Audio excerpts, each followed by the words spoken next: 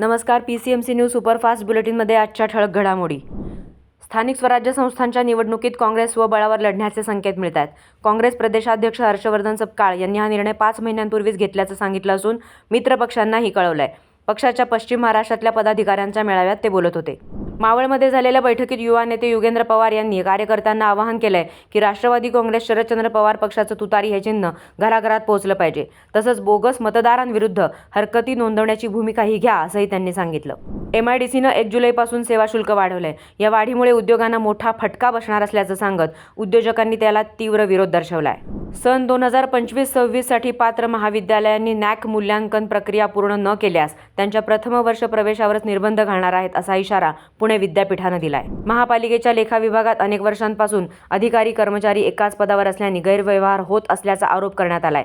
जागरूक नागरिक राहुल कोल्हटकर यांनी मुख्यमंत्री देवेंद्र फडणवीस यांच्याकडे यावर कारवाईची मागणी केली आहे. मोशीमध्ये एका व्यावसायिकाचा मोबाईल हॅक करून त्यांच्या बँक खात्यातून तब्बल 9,34,000 रुपये ऑनलाईन पद्धतीनं काढण्यात आले.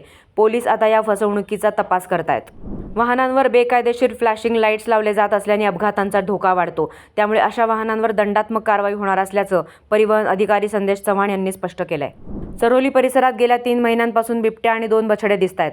नुकताच त्यांनी कुत्र्यावर हल्ला केला असून नागरिकांमध्ये भीतीचं वातावरण आहे. वन विभागाने तातडीने कारवाई करावी अशी मागणी होतीये. सततच्या पावसामुळे पवना धरण 100% भरलंय. पावसाचा जोर वाढल्यास धरणातून नदीत पाणी सोडलं जाणार आहे. नदीकाठच्या नागरिकांनी सतर्क राहावं असा इशारा प्रशासनाने दिलाय. महापालिकेच्या अहवालानुसार नोव्हेंबर ते मार्च या काळात पिंपरी चिंचवडमध्ये हवा प्रदूषण सर्वाधिक होतं. प्रदूषण कमी करण्यासाठी हरित पट्टे निर्माण करणं, रस्त्यांचं सुस्थितीकरण करणं आणि वाहतूक नियंत्रण या उपाययोजना राबवणार असल्याचं महापालिकेनं सांगितलंय.